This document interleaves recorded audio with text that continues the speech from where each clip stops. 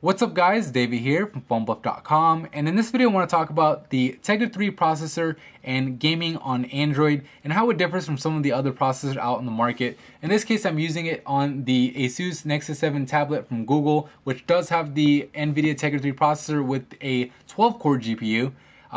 Before I go into comparing it with other processors, let's open up this global application by NVIDIA. Basically this application is made to show off the Tegra 3's graphics capabilities, and you see all kinds of reflections, shadows, really good graphics over here, and everything just runs at a really nice frame rate, and you just kind of get an idea of what the Tegra 3 processor is capable of. I mean, these are pretty much console quality graphics, which is pretty amazing to have on your phone or on your tablet. So cool little split screen mode that you could actually enable, which shows you what it looks like with all the effects enabled versus with the effects disabled, which might happen depending on what kind of phone that you have or what kind of processor your device has. So you could actually enable the some of the effects if you want and still be able to notice the difference between the Tegra 3 version and maybe the regular version. So anyway, that's a quick little application.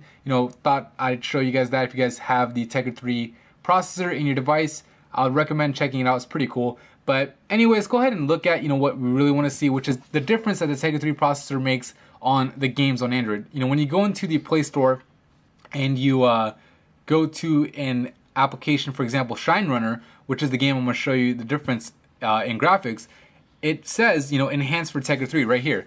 Enhanced for Tegra 3. It says super detailed water and on-camera splash effects exclusively for Tegra 3 devices. So let's go ahead and check out what it looks like. So I'm gonna go ahead and hit Shine Runner on this tablet. I'm gonna hit Shine Runner on my Samsung Galaxy S3, which has the Qualcomm S4 dual core processor, and obviously it's not an NVIDIA processor. It's gonna look a little bit different, so I'm not gonna be able to do it at the same time, I don't think. Let's see if I can zoom out a little. Nope. All right, I'll go ahead and play it on here really quick and then show you what it looks like on the Tegra 3. So as you can see, I mean, this game has really nice graphics regardless of what you're on, but I'll show you the difference in a second. I mean, I really can't say anything bad about it right now. It looks really nice to me. When I first downloaded this application, I thought it did look really nice. But anyway, that should be a long enough little demo to give you an idea of what it looks like. Now let's look at it on the Tegra 3, and let's open up a map really quick. All right. So I'm just going to point out the differences. So if you look at the water's quality is a little bit better. It looks a little bit more realistic. But another effect that really sticks out at you is when you jump on a ramp. If I could get up on this one, you get a little splash, and you can see the whole screen. Looks like it got wet. So pretty cool little effect. I mean, it's not a big deal, but it's nice little enhancements that game developers are adding to their games, because the Tegra 3 processor can, one, handle it, and two, the little effect does make a difference. Another example is Dead Trigger. So we'll go ahead and go into Dead Trigger description over here on the Play Store about what it says for the Tegra 3. So it says supports extended effects on Tegra 3 devices. Let's see. Right here it says spectacular ragdoll effects, Tegra 3 only, water simulation, Tegra 3 only. So let's see what that's all about. I'll go ahead and do the same thing. Open up Dead Trigger on here. Open up Dead Trigger on here, and we'll see the difference. So this one, it's not as noticeable. We kind of have to play a little bit longer. I'm not sure if I'm going to be able to actually find, a place in the map where it actually has water or things like that, but, I'll give it a shot. So, alright, so here's the non-Tegra 3 version. Obviously, the graphics are still really good. I mean, game developers are doing a great job. The S4 processor in this case isn't a slouch by any means. Definitely looks good. But let's see if I can walk around. I wish I was able to get it in the same map, but well, this will just have to do. Basically, what? Let's look for the differences in here. So, okay, it looks like I'm gonna have to shoot off these guys' heads really quick.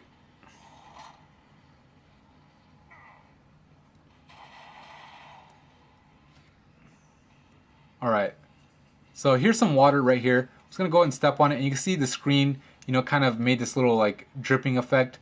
So I'll walk through it again. And you know, just little things like that. You know, when you're actually going through a map and there's like a puddle of water on the floor, it looks a little bit more realistic on the Tegra 3 devices, but nothing really huge. But just wanted to show you guys the difference between that. You know, I'm sure as game developers, you know, get, you know, more and more used to the Tegra 3 devices, they're going to be able to take advantage of it much more. A good way to actually look for applications that support the Tegra 3 processors is searching THD and then Tegra. So THD basically stands for like Tegra HD, and then you type in the word Tegra alongside of it, and you're pretty much going to get a list of applications that have been optimized for the Tegra 3 processor. It's a pretty cool way to get around it. You know, this is how I found a lot of the games that are optimized for Tegra. So obviously Shadowgun, you know, Madfinger Games makes their games Tegra 3 optimized, and there's a few others, and some of them look really, really nice.